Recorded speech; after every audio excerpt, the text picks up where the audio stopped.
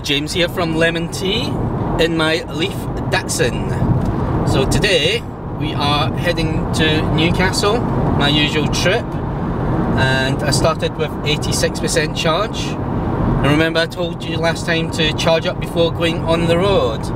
Well, obviously I didn't listen to myself. But I've got a bit more charge than last time. The outside temperature is about 10 degrees and we have a side wind again from the east at 14 miles an hour. So we've got side wind, ever so slight tailwind. So we're going for the nautical compass. It would be, direction would be north-east-east. That took a bit of thinking, didn't it? So going through what I said last time, what was I, 2.6, and when I had the tailwind I was up to 4.2. I was getting roughly about 4.7, about 3. What am I talking about? I was getting about 3.7 miles per kilowatt hour, and I'm guessing I will get roughly about that, maybe 3.5, seeing that we got a fairly heavy side wind. So I'm guessing I will lose, so if we go by the miles, we'll probably lose about 1/3 of 1 kilowatt hour due to the 40 mile an hour side wind I had, and this time it's 14. So I would guess, I would get 3.4 miles per kilowatt hour. So I'm heading off to Berwick-upon-Tweed to charge up there again. Oh my goodness, I am sorry for Mr. Mercedes. At least he's bright.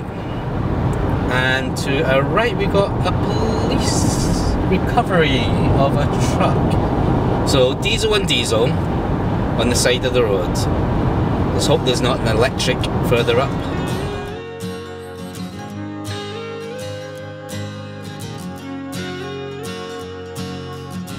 So there's a few places going from Edinburgh to Newcastle on the A1. There's also a separate route as well that's a bit more inland, so we could maybe one day go down that direction because there's some nice hill climbs up that way. But there seems to be a few tourist attractions on the way up and down. So maybe during summer or closer to summer we'll go on a few evening field trips to those locations. I've seen a few signs there, something, I can't see it, museum or something. And also there's a couple of villages with extravagant names that we could go and visit. So if anyone would like to look along the A1 between Newcastle and Edinburgh and would like me to stop off somewhere to check it out, let me know and we will make a trip to those locations.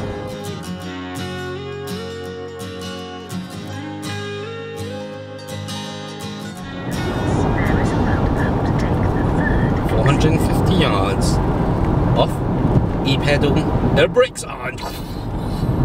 It's like Top Gun, innit? Oh, full regen, come on, 59%. Oh, look at that. The miles per kilowatt just went up, didn't it? Yeah. Right, indicate my friend, indicate.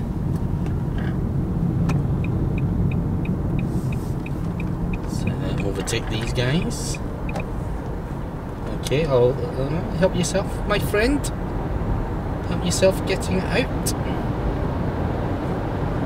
So e-brake regenning seems to help quite a bit on your miles per kilowatt. And we're going uphill now, so I've kind of lost that 0.1 that I gained from using the e-pedals to brake.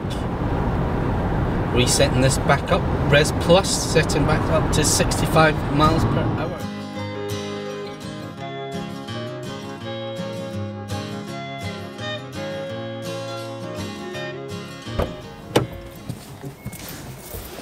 Right, so we've started charging and we're at 30%.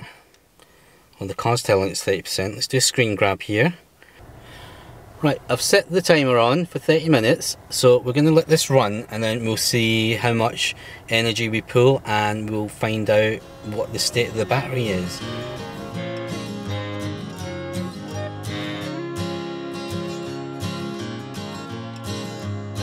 Okay, so I've been here 25 minutes. I think I will head off because the charge rate is dropping because of the battery being over 75%. So currently the temperature of the battery is 31.3 degrees centigrade, which is lower than before.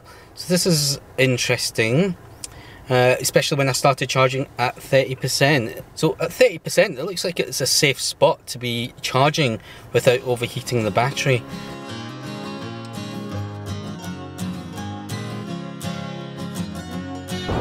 Right, let's have a play around with the center console.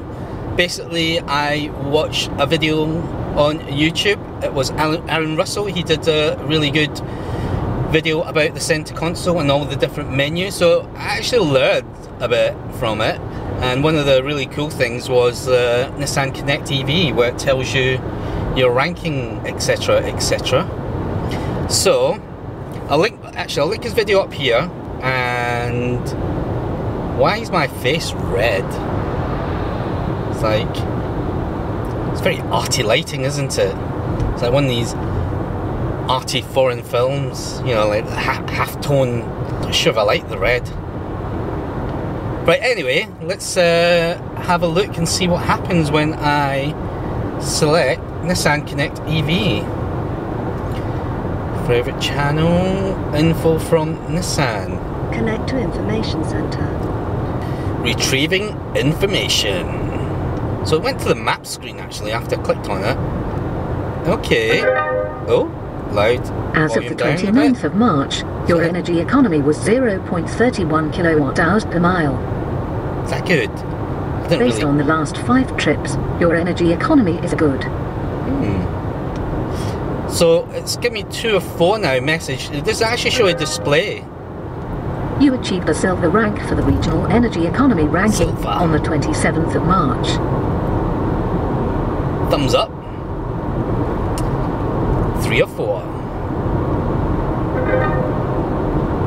On the 27th of March, you finished 5,145th in the global energy economy rankings. Whoa! 5,000? The first place driver was in Spain. Ah. What, was he going downhill? Your current ranking for energy economy is silver. To reach gold rank, you need 0.29 kWh per mile or lower for your average energy economy. Oh my goodness. Right, so basically I need to do better miles per kilowatt. So what day was that? It must have been Sunday when I got 4.2 miles per kilowatt hour with the tailwind. So that really helped, and going down Newton Mearns, down that hill, probably helped as well. So I've got an option, reply or finished. Right, let's go for finished, yeah? Oh, wrong button. Man, what? Oh, I need to dial this from the center console. Finish. Right. Back to map. You know what? Those buttons are really far away. I'm short. I've got short arms, like a raptor. And I basically can't reach the map unless I pull over to my left. Those buttons are really far away. That's what happens when you get a bigger screen, I suppose. So yeah, that was a little bit different from what I saw. Basically, the way they've done it here when you're actually driving, they don't show you display with numbers and bars and stuff that I saw in Aaron's video, but it actually just pulls up a little panel. So you got like the map, and then there's a little panel that says 1 of 4. So basically it gives you the information in 4 chunks. So you gotta really listen out to it. I suppose I could go out to repeat itself, but let's not go through that again. When I first made these videos, I was just doing it for a laugh. I just thought, well, I'm getting a new car, I've got all the camera gear, I'll be driving up and down this road. I don't really listen to music. So I thought I'll just make some videos and share it with anyone that actually wanted to listen. So obviously all this hassle with the, well, not hassle, but all this hoo-ha about the battery temperature, I thought I'll report it. I think it's from basically when I was younger, I was a press photographer. This is like back in the early 90s, so this is way before digital cameras and stuff. And it's all film based back then. And I was working for the Eastwood Extra, doing local news.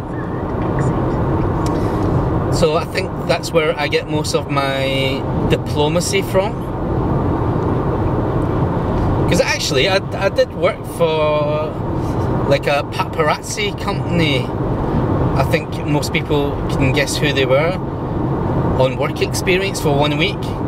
Just didn't work for me. I had to go and take a picture of a cricketer. I forgot his name now.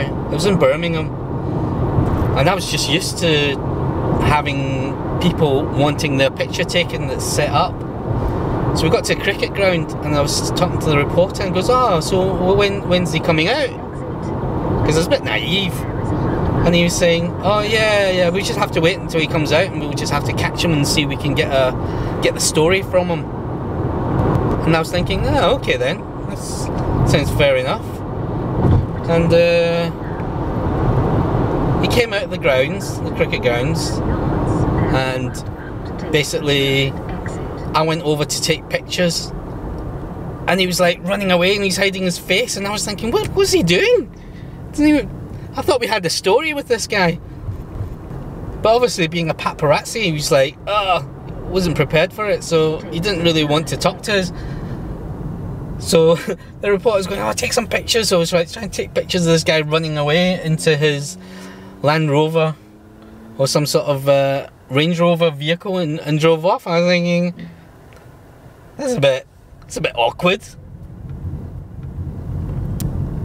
And then, yeah, actually, coming to technology, we've got all this lovely tech here these days. We've got mobile phones, can communicate with people, car that drives practically by itself on the motorway. So yeah, so we got all this technology, and back then, all I had was a pager. There was no such thing as a mobile phone. Well, I think there was, but there's all the yuppies had them with big, massive bricks. Or there was basically this soldier who murdered his girlfriend, and we were told to find him.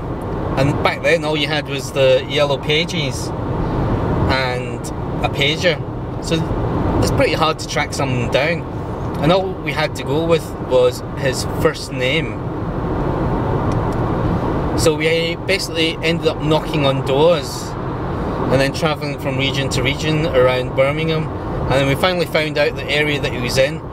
We found out his surname, and then we actually got to his house as well. But obviously he wasn't in, he was on the run from the cops at the time. But it just goes to show, like, how easy it is back then to find people's information and find out and track somebody down. And I wasn't an expert, I was just following what the reporter was doing by knocking on doors and travelling around. I suppose my point that I'm trying to get at is, with all this technology, basically Nissan has all this information from us. Obviously we agree to it every time we start the car up with the telematics, but sharing information isn't a bad thing sometimes, is it? Unless you're wanted for murder. There's been a murder. I don't know who any of you guys remember Taggart. I don't know if he actually ever said that. So going back to what I said at the start about the miles per kilowatt, obviously I'm on 3.4 miles per kilowatt, which is, I'm sure that's what I said. I'm sure I said 3.4 to 3.5. I'll get going 65 miles an hour and 60. Obviously there's a little bit of 70 there as well. So yeah, I feel like I was playing a bit of golf. You know, like when you play golf, well, I don't play, I play Mario Golf, but the thing is like I was judging the hills, judging the wind speed, you know, getting the right angle, getting that putt in. So 3.4, told you. I think I've got a better understanding of the car between wind speed. Yeah, so you got a lot of wind.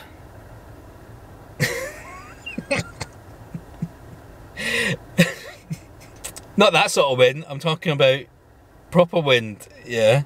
So judging from wind speed, temperature, and the amount of hills that I'm going through, I can basically judge how much miles per kilowatt I'm going to do on this journey now. Thank you for watching, and if you like my videos, please hit the like and subscribe button, and I'll see you guys next time.